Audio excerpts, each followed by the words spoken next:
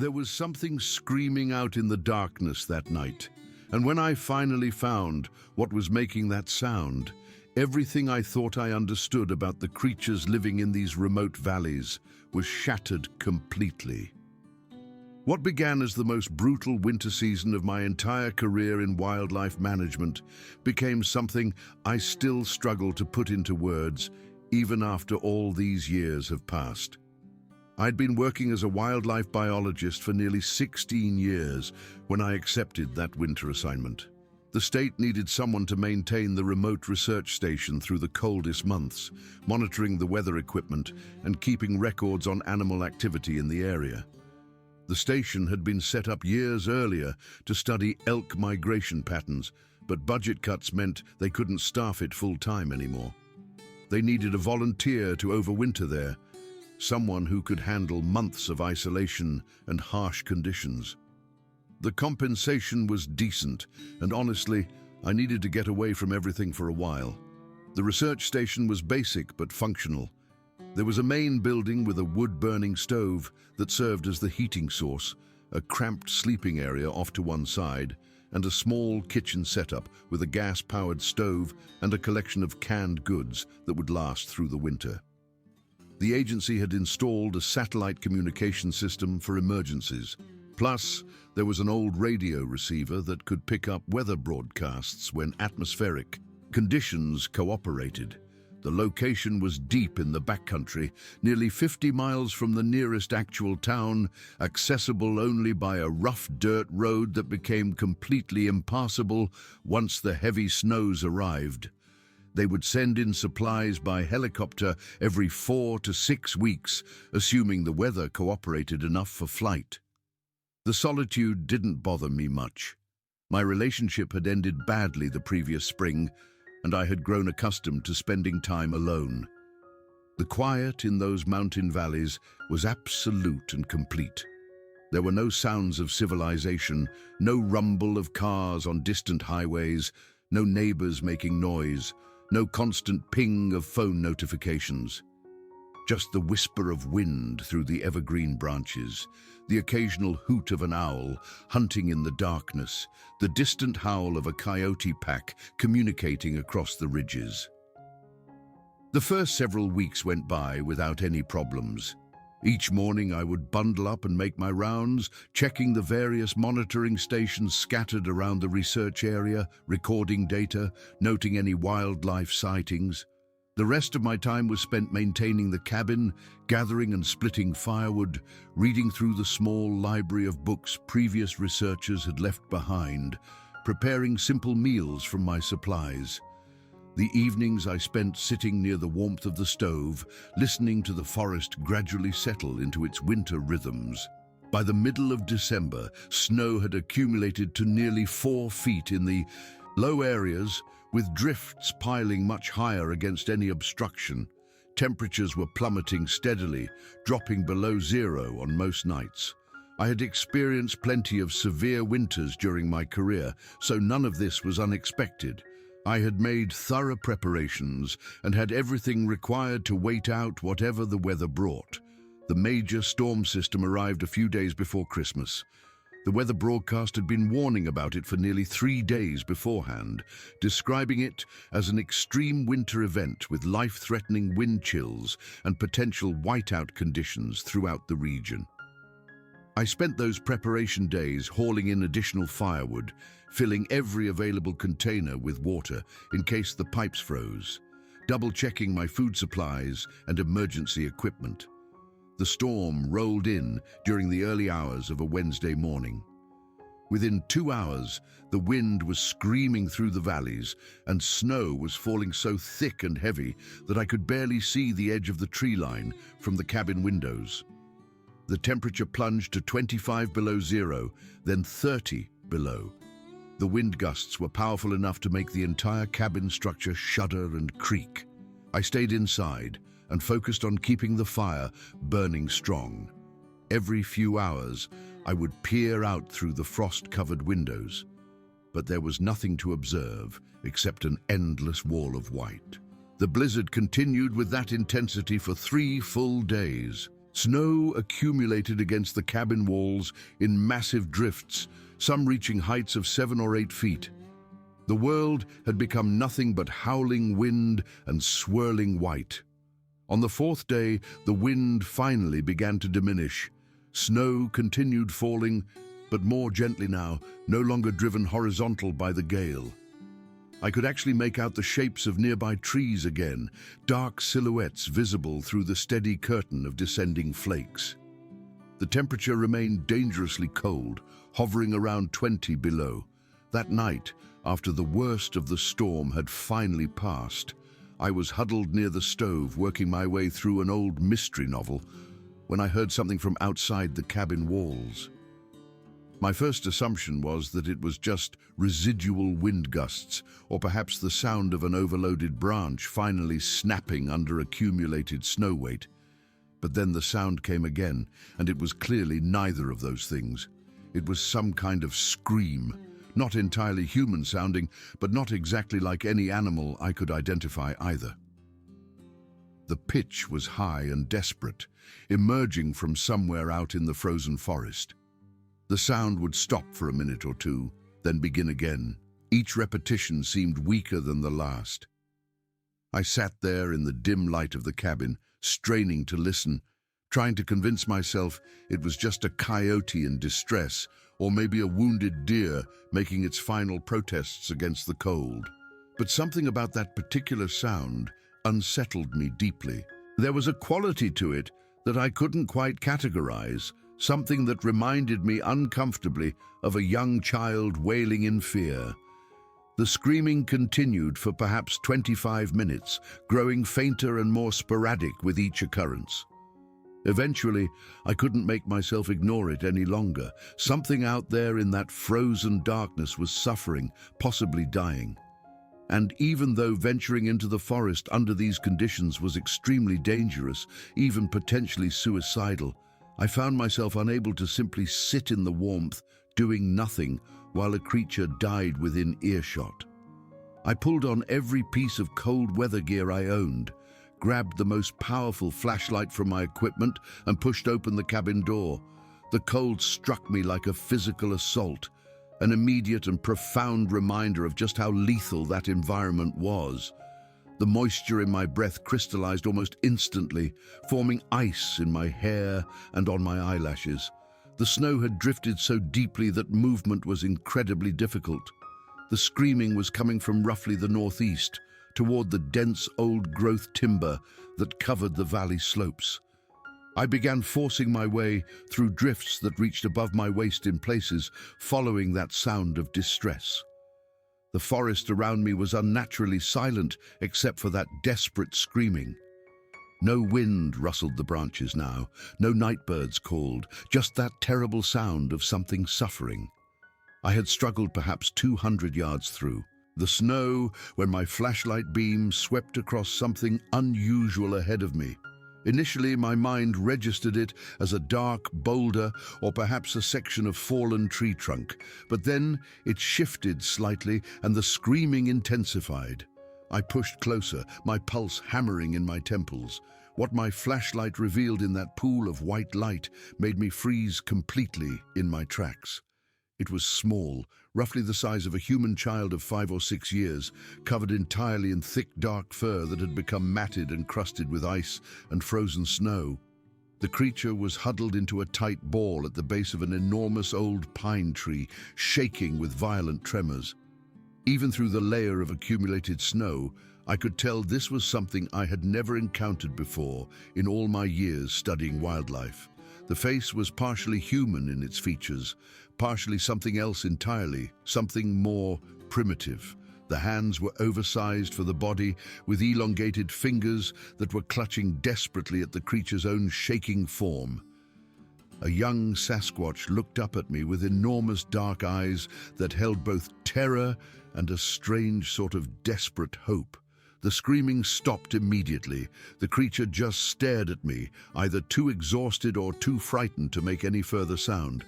I could tell instantly that this young one was dying. The fur was rigid with ice formation. The violent trembling was already beginning to weaken. a dangerous sign of severe hypothermia progressing toward the final stages. I stood there rooted in the snow for what seemed like an eternity but was probably only seconds. My brain struggling to reconcile what my eyes were clearly showing me. Every logical, rational part of my mind insisted this was impossible. Sasquatch was not real. This had to be something else, some kind of escaped exotic animal perhaps, or maybe an unusually large primate species that had somehow ended up in this remote location. But I had studied wildlife for nearly 2 decades. I knew what I was seeing. This creature was far too large to be any known animal species, and far too small to be an adult of whatever it actually was. The face had too much human quality to it. The eyes that watched me held too much obvious intelligence behind them. The young creature made a soft, whimpering noise, much weaker than before. The dark eyes began to flutter closed. I made my decision in that instant. Whatever this being was, it was dying right in front of me. I could not simply stand there and watch that happen. I stripped off my heavy outer coat and wrapped it around the small, shaking body. The creature offered no resistance whatsoever, too weakened and cold to fight anything anymore. The young Sasquatch was heavier than I expected, probably between 60 and 70 pounds, significantly more than a human child of comparable size would weigh. I gathered the bundle into my arms and began the brutal journey back toward the cabin. Fighting through the deep snow with every step, the creature made no sounds now. I could barely detect any breathing. I pushed myself harder, genuinely terrified that this thing would die before I could get it to warmth and shelter. The return trip to the cabin while carrying that weight through the deep snow was one of the most physically demanding things I had ever done in my life. The extreme cold, the deep drifts, the weight of the young creature, everything combined to turn a 200-yard distance into an agonizing ordeal. By the time I finally kicked the cabin door open and stumbled inside, my arms were burning with exhaustion and I was gasping for every breath. The warmth of the cabin enveloped us both immediately. I laid the small Sasquatch down on the floor near the stove, unwrapping my coat from around its body. In the better light of the cabin interior, I got my first truly clear look at what I had discovered. The young one was clearly immature, probably equivalent to a human toddler if I had to estimate based on proportions and development. The body was built like a small but powerfully muscled human child, covered from head to toe in thick brown fur with reddish highlights. Only the face, the palms of the hands, and the soles of the feet were bare of hair. The face was deeply unsettling in how it combined human and more primitive features. There was a flattened nose, a pronounced brow ridge, lips that looked remarkably human. The eyes were closed now, the breathing shallow and much too fast. Ice was clinging to the fur all over the body. This young Sasquatch was in severe hypothermic crisis and would not survive much longer without immediate intervention. I grabbed every towel I had and began vigorously rubbing the small body, trying to restore circulation, trying to generate friction warmth. The creature remained unconscious through my efforts, completely unresponsive to the rough stimulation. I worked on that young Sasquatch for what must have been 2 hours or more, slowly warming the small body, carefully thawing the ice from the matted fur, monitoring for signs of life. At some point, the violent shivering started again, which I recognized as actually a good sign. It meant the body was regaining enough function to try warming itself. The breathing gradually became deeper and more regular. Sometime in the early hours before dawn, the eyes opened.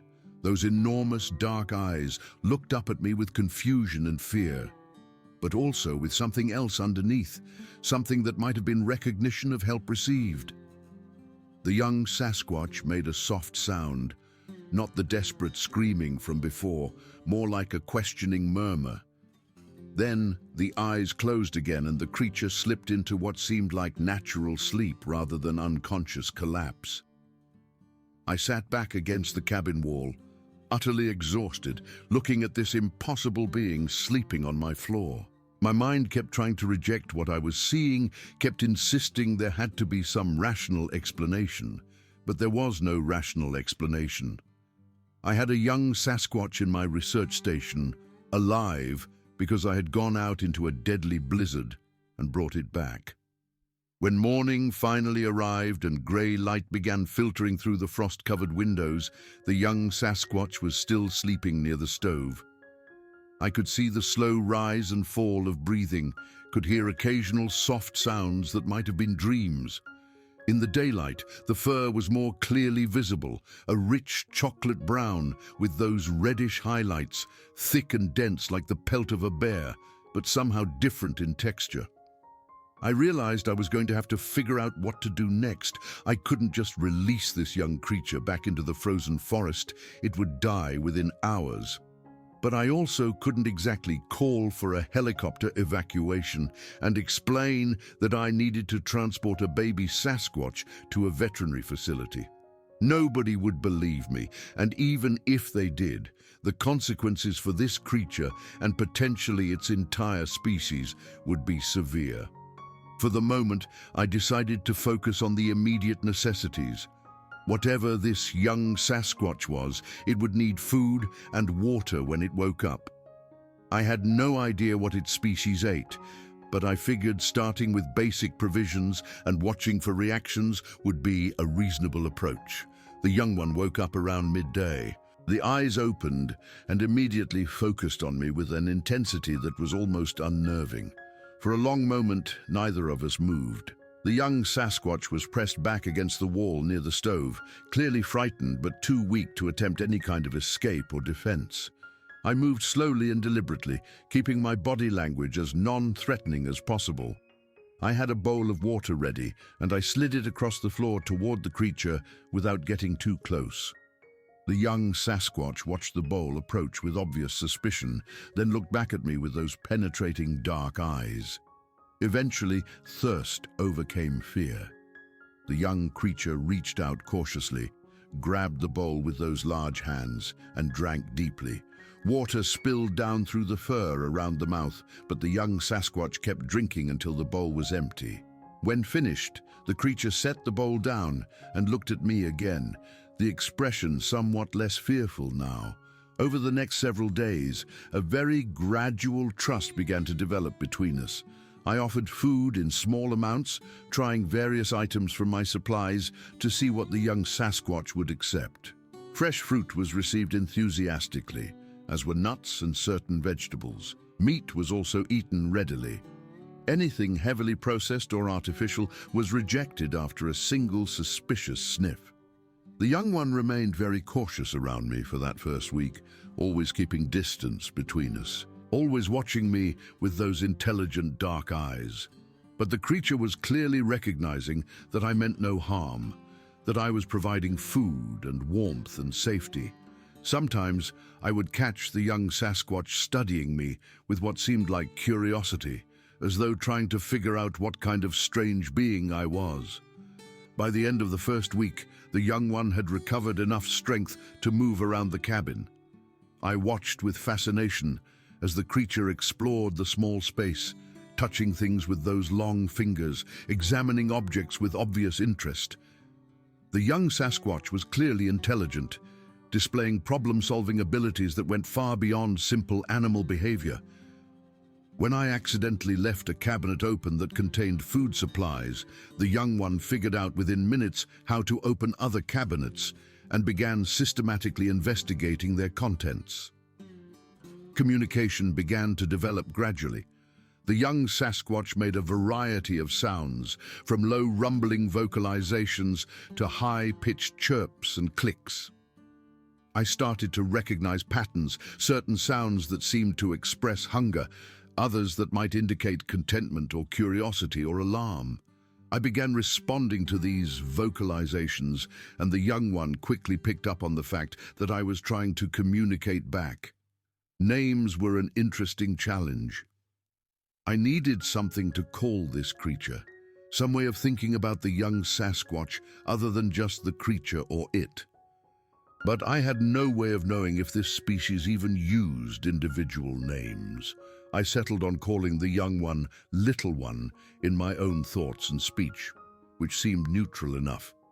The little one gradually became more comfortable with my presence in the confined space of the cabin. By the second week, the young Sasquatch would sometimes approach me voluntarily, usually when hungry or thirsty, but occasionally just to be near another living being. The first time, the little one actually touched me intentionally. Reaching out to feel the texture of my jacket sleeve felt like a significant breakthrough. I began to notice personality emerging as the young Sasquatch recovered and gained confidence. The little one was curious about everything, constantly wanting to examine new objects, explore new areas, understand how things worked.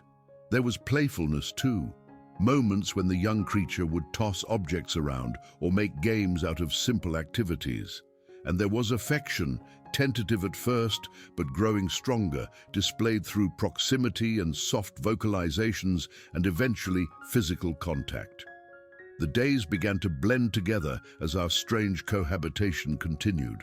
The cabin that had seemed adequately spacious for one human now felt quite cramped with two inhabitants, one of whom was becoming increasingly mobile and energetic. I had to rearrange things constantly, moving supplies and equipment to areas where the young Sasquatch wouldn't get into them, creating spaces where the little one could explore safely. Feeding the young creature was becoming a logistical challenge. The little one had a substantial appetite, which made sense given the energy demands of a growing young body. My food supplies, calculated to sustain one person through the winter, were being depleted much faster than anticipated. I began rationing my own intake to ensure there would be enough for both of us. As the little one's strength returned fully and personality blossomed, I realized I was developing a genuine emotional bond with this young creature. The attachment wasn't entirely unlike what one might feel toward a human child, though obviously complicated by the fact that this was an entirely different species. The little one seemed to be developing similar attachment to me, seeking me out for comfort when startled, making happy vocalizations when I returned to the cabin after brief trips outside, sometimes curling up nearby when sleeping. The young Sasquatch also began displaying behaviors that I could only interpret as attempts at reciprocal care.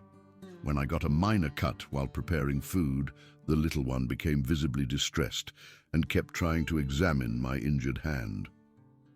When I fell asleep in my chair one evening, I woke to find a blanket had been awkwardly dragged over my legs, the little one sitting nearby watching me with apparent satisfaction.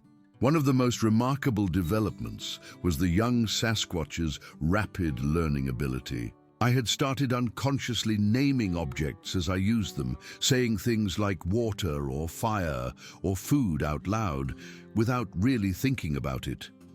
Within days, the little one had begun imitating some of these sounds, rough approximations of human words produced by a vocal apparatus not designed for human speech. The word for water became something like wahda, food became something like foo. But the meaning behind the sounds was clearly understood by both of us. I started teaching more deliberately after that, pointing at objects and repeating words slowly, watching the young Sasquatch struggle to reproduce sounds that were physically difficult for that mouth and throat structure. The little one was a determined student, practicing sounds over and over, clearly frustrated when they came out wrong but refusing to give up. Within 3 weeks, we had a functional vocabulary of maybe 20 or 30 words that we both understood. The emotional range the young Sasquatch displayed continued to astonish me. There was happiness, expressed through bouncing movement and high-pitched vocalizations, and what I could only describe as a smile, though the facial structure made it look different from a human smile. There was sadness, too, moments when the little one would become quiet and withdrawn, staring at the door or the windows, clearly missing something or someone. Fear was obvious when sudden loud noises occurred or when my behavior was unpredictable. Affection was shown through proximity, through gentle touching. through soft sounds made specifically for my benefit. About 3 weeks into our cohabitation, something happened that changed the dynamic significantly. The little one had been particularly subdued that day, spending long periods staring out the windows toward the forest. Late in the afternoon, the young Sasquatch suddenly became very agitated, rushing to the window and pressing against the glass, making sounds I hadn't heard before. Something between a cry and a call, different from any vocalization I had yet observed. I went to the window and looked out, but couldn't see anything unusual. Just snow and trees and the grey light of late winter afternoon. But the little one kept making that calling sound, increasingly desperate, clearly trying to communicate with something out there. Then I heard an answering call from the forest. Deep and resonant, nothing like the higher-pitched sounds the little one made, but clearly the same type of vocalization. An adult sound. The little one went absolutely wild with excitement, bouncing and calling and pressing against the door. I understood immediately what was happening. Someone had been searching for this young one. Someone who had finally tracked the trail to this cabin. A parent. I opened the door, letting the cold air rush in, and the little one bolted outside without hesitation. I grabbed my coat and followed, watching as the young Sasquatch plunged through the snow toward the tree line, with an energy I hadn't seen before. From the shadows between the trees, a massive figure emerged. My breath caught in my throat as I got my first look at an adult Sasquatch in full form. This one stood well over 8 feet tall, with enormous shoulders and arms that hung past the knees.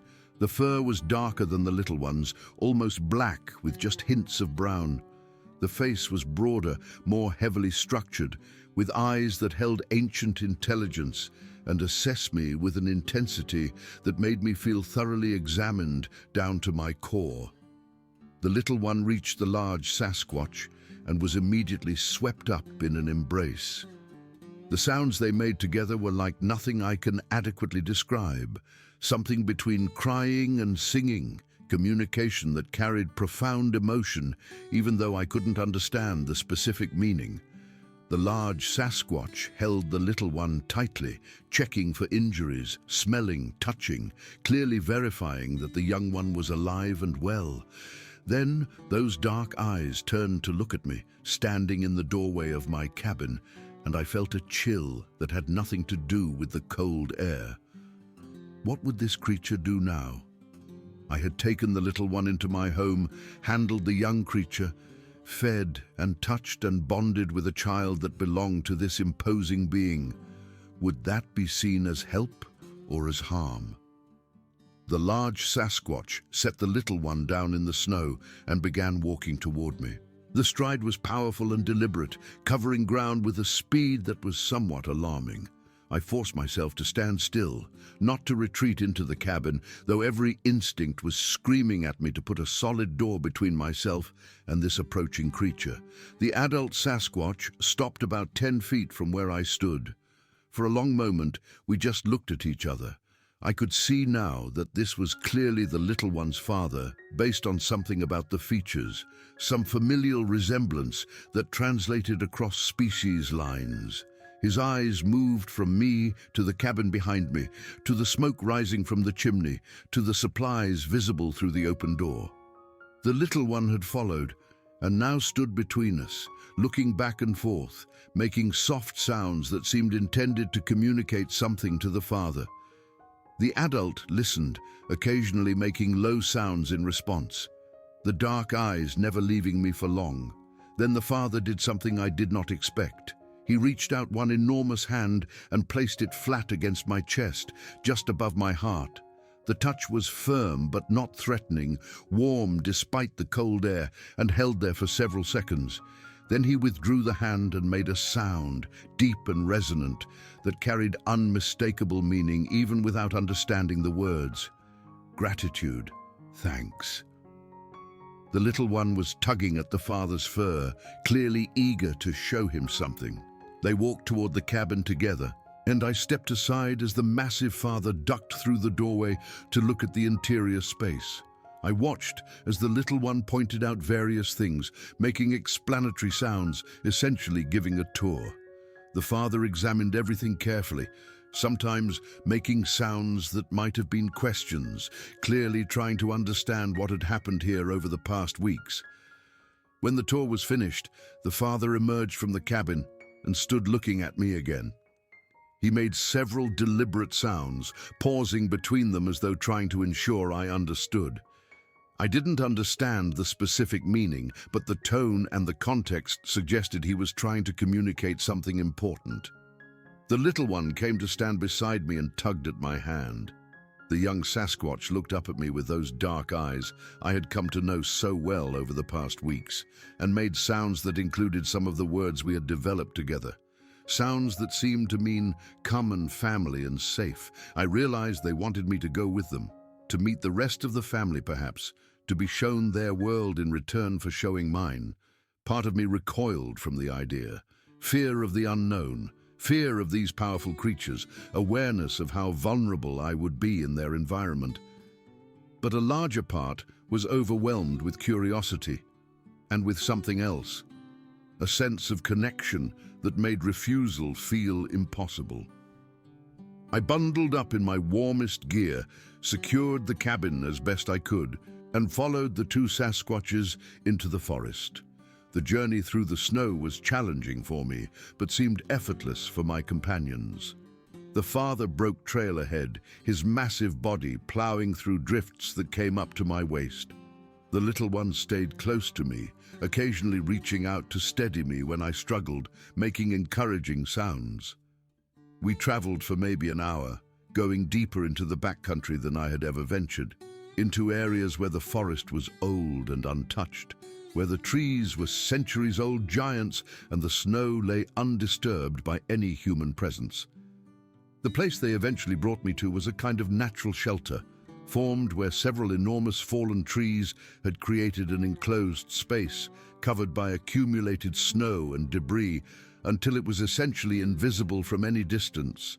Inside, it was surprisingly warm, protected from wind and insulated by the snow covering. More Sasquatches were waiting there. There were 5 adults in total, including the father, plus 3 other young ones who were clearly older than my little one, probably adolescents. They all turned to watch as we entered, their expressions ranging from curiosity to suspicion. The father made sounds that were clearly explanations, gesturing toward me, toward the little one, telling the story in their own language. The little one ran to greet the other young ones, and I saw immediately which one was the mother.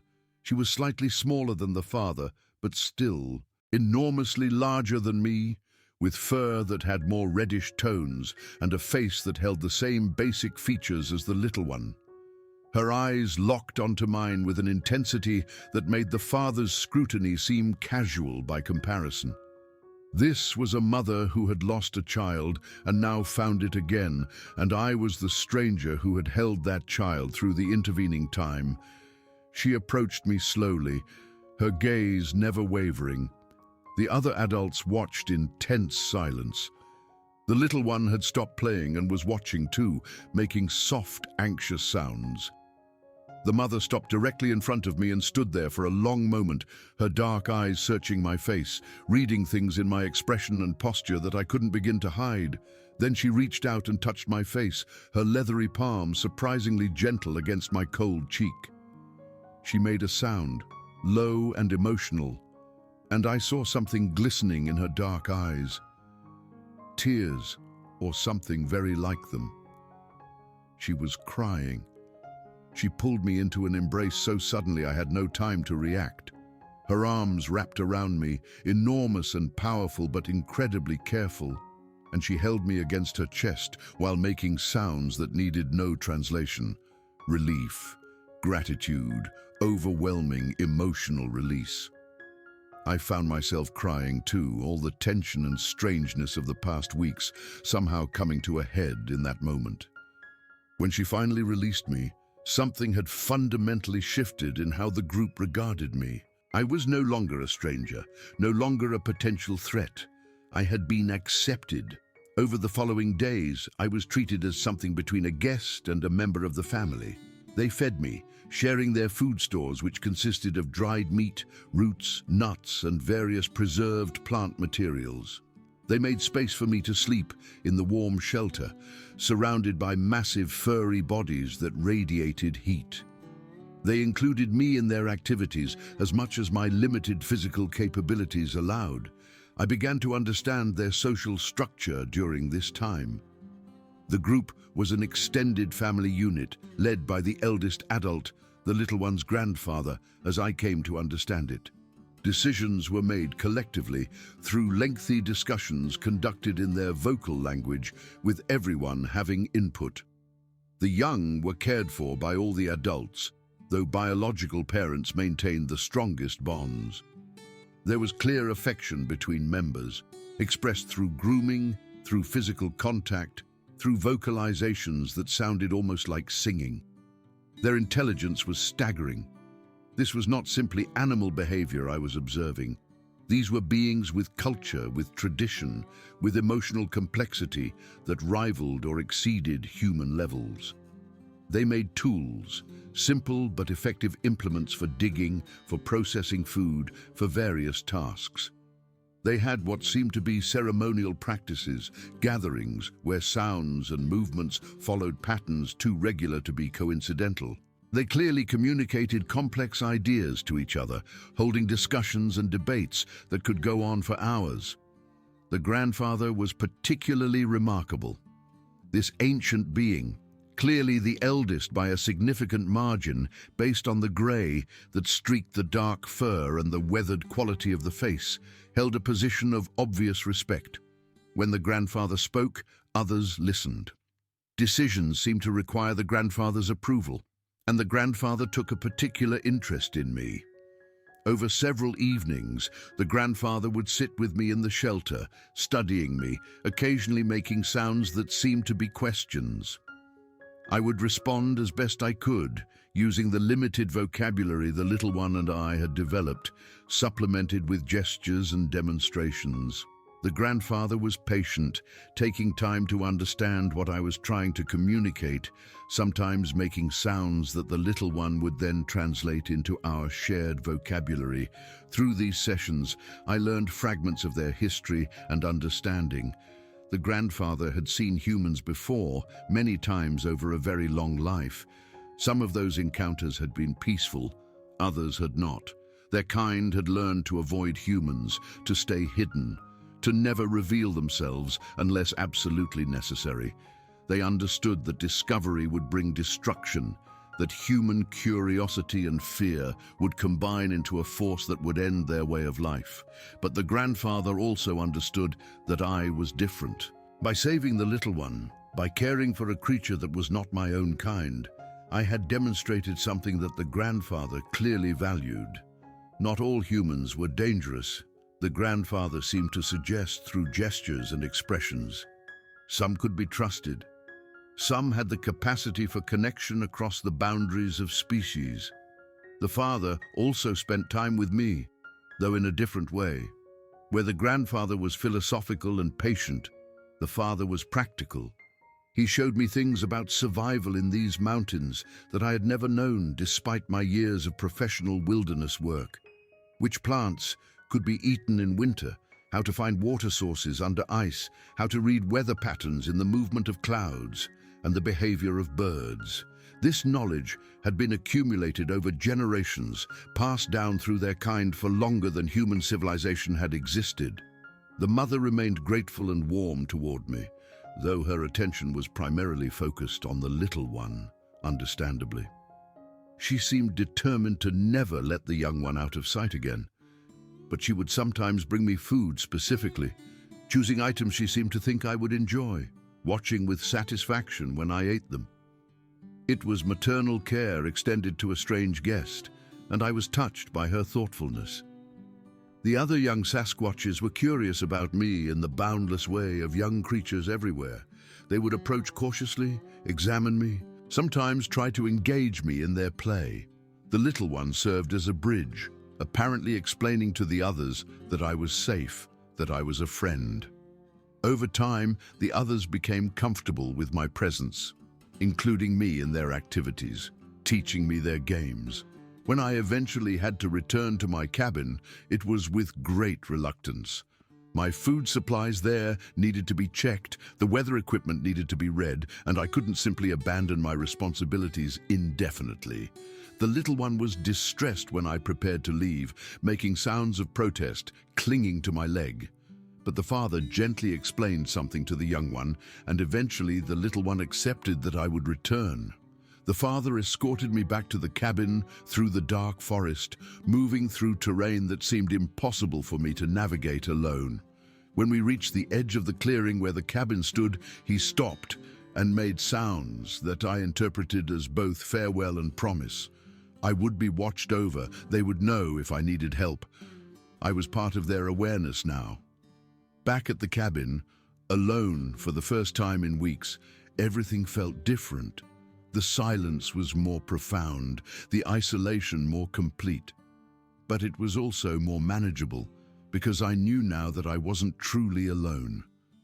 Out there in the forest, just beyond the edge of my perception, beings were living their lives who knew about me, who cared about me in their own way, who would come if I called.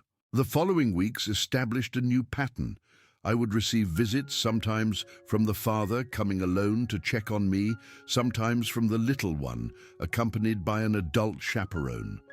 They would bring gifts, food mostly, things they thought I might need or enjoy.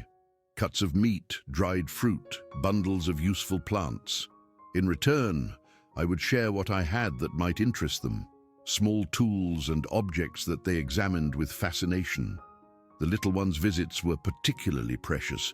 The bond we had formed during those weeks together remained strong, and the young Sasquatch clearly missed our time together. The little one would stay for hours sometimes, playing with objects in the cabin, practicing our shared vocabulary, simply being near me. The young creature would always be reluctant to leave, requiring persuasion from whoever had come along as escort. Spring began to arrive gradually, the days lengthening, the temperatures moderating, the snow slowly receding. My time at the research station was drawing to an end.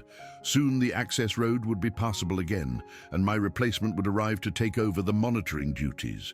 I would have to leave this place, leave the forest, leave the remarkable beings I had come to know. The visits became more frequent as my departure approached, as though the family wanted to maximize the remaining time. The little one especially seemed to sense that our time together was limited, becoming clingy and emotional in ways that broke my heart. I tried to explain that I would come back, that this wasn't goodbye forever. But the concept of human schedules and obligations was difficult to convey. The day before the helicopter was scheduled to arrive, the entire family came to my cabin. It was extraordinary, seeing all of them together in the daylight at the edge of the clearing, the adults standing solemn and massive, while the young ones fidgeted with barely contained energy. The grandfather approached me carrying something in those ancient weathered hands. It was a stone, smooth and dark, carved with symbols I didn't recognize. The grandfather placed it in my palm and wrapped my fingers around it, making sounds that the little one partially translated. Remember, family, return, keep safe. The stone was warm from the grandfather's touch, surprisingly heavy for its size, clearly something of great significance. I thanked them with everything I had. Every word in our shared vocabulary, every gesture I could think of to convey my gratitude and my affection. The mother embraced me again. The father placed his hand over my heart, as he had done at our first meeting. Each of the other adults touched me in their own way, acknowledging the connection we had formed. The little one was last, and the hardest. The young Sasquatch clung to me for a long time, making soft sounds of distress, not wanting to let go.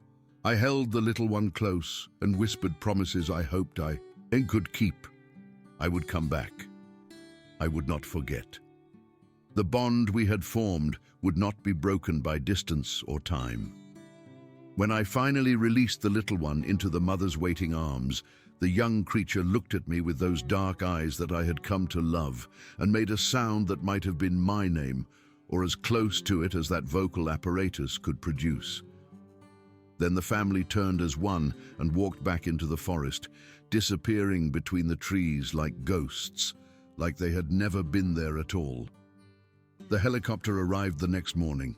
The pilot and my replacement were surprised by my condition, commenting that I looked healthier and calmer than anyone who had spent a winter alone at this remote station. Most people who overwintered here came out haggard and half-starved, desperate for human contact. I was the opposite, apparently, well-fed and at peace. I told them it had been a quiet winter, just me and the forest, nothing eventful to report. They accepted this without question. Why would they doubt it? What I had experienced was so far outside normal reality that telling the truth would have seemed like madness or an elaborate joke. As we loaded my equipment into the helicopter, I looked toward the tree line one last time. Several large shapes were visible in the shadows between the trunks, watching, making sure I departed safely. I raised my hand in a wave. One smaller shape stepped forward slightly and waved back the little one, saying goodbye. One more. Time. Then they melted into the forest and were gone. I carried the carved stone in my pocket as the helicopter lifted off. Through the window, I watched the forest spread out below me, vast and seemingly empty, holding its secrets well. Somewhere down there, a family of remarkable beings was watching this noisy machine carry their strange friend away into the human world. I returned to my regular work after that, moving between different research assignments, living my life in the ways that human lives are lived. But every winter, when the cold winds began to blow and snow started falling, my thoughts would return to that remote station and the family in the forest. I wondered if they were safe, wondered if the little one had grown strong, wondered if they ever thought of me. Last autumn, nearly 12 years after that transformative winter, I was working at a site about 35 miles from the original research station, close enough that I could visit on my days off, which I did frequently. One crisp October morning, I hiked out to the clearing, where I had first returned the little one to the father all those years ago. The place looked unchanged by time, as though the forest itself was holding those memories in place.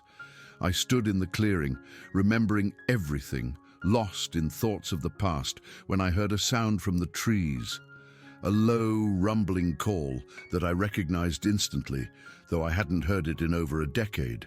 The recognition was as immediate as recognizing a family member's voice. From the shadows beneath the massive pines, a Sasquatch emerged into the gray autumn light. This was no longer a child, no longer the little one I had known. This was a young adult, standing perhaps 7 feet tall, powerfully built, covered in rich brown fur with those familiar reddish highlights. The eyes, though, the eyes were the same, dark and deep and unmistakably familiar. The young Sasquatch walked toward me with confidence, stopping just a few feet away, close enough that I could see every detail of that remarkable face. The features were mature now, but still held echoes of the small creature I had warmed by my stove, had fed and taught words to, had loved in the way one loves something precious and temporary.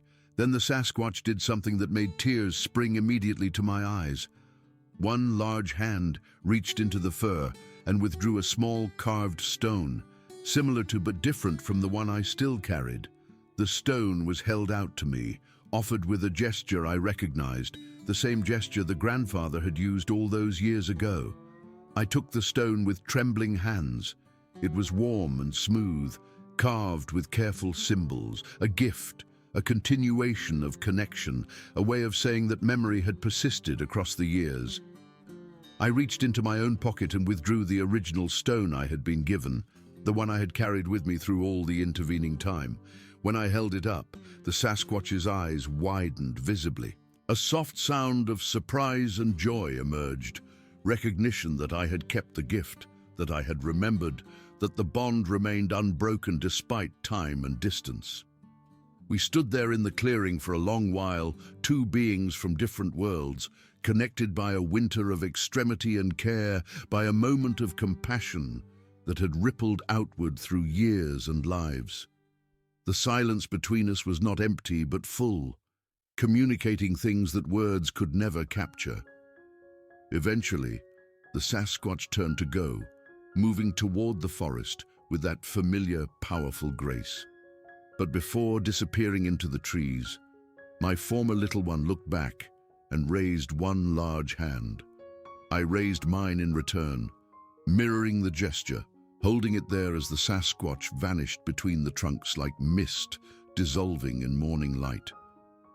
When people ask me now if I believe in Sasquatch, I tell them that I believe in mysteries, in things that exist beyond our current understanding, in a world that is stranger and more wonderful than our limited experience suggests. I tell them that the forests hold secrets we haven't discovered, that intelligence takes forms we haven't recognized, that connection is possible across differences we assume are insurmountable. But I never tell them about the young Sasquatch I found dying in the snow that winter night. I never described the weeks of living together, the language we developed, the family that adopted me into their awareness. I never mention the carved stones I keep in a locked box in my home, taking them out sometimes to hold and remember. Some stories are not meant for general telling. Some experiences need to remain protected, kept safe from a world that would not understand and might well destroy what it could not comprehend. The family in the forest deserves their privacy, their hidden life, their freedom from human interference. The best thing I can do for them, the best way I can honor what they gave me, is to keep their secret. But I know the truth. I know that we share these mountains with beings of remarkable intelligence and profound emotional capacity. I know that they have families and culture and wisdom accumulated over countless generations. I know that they watch us with a combination of wariness and hope, observing whether we will remember our responsibilities as caretakers or continue our path of destruction. The young Sasquatch I found that night is fully grown now, probably with a family of its own. Perhaps my little one tells the story of that strange winter to young Sasquatches, explaining how getting lost in a blizzard led to being rescued by a human who lived in a warm shelter and taught words and cared for a stranger because that was the right thing to do. I hope so. I hope that story gets passed down through their generations the way important stories travel through ours. Because the connection matters, the recognition that compassion can cross any boundary, that kindness creates bonds that persist across time and difference, that we are not as alone in this world as we sometimes feel. Sometimes, on quiet evenings, sitting in my small house as darkness settles over the hills, I hear something in the distance. A low call, barely audible, carried on the wind from somewhere far away. And I go to my window and listen, and occasionally softly I call back. Just a sound, just an acknowledgement, just a way of saying that I am still here, still remembering, still grateful for everything they taught me about survival and trust, and the many forms that love can take.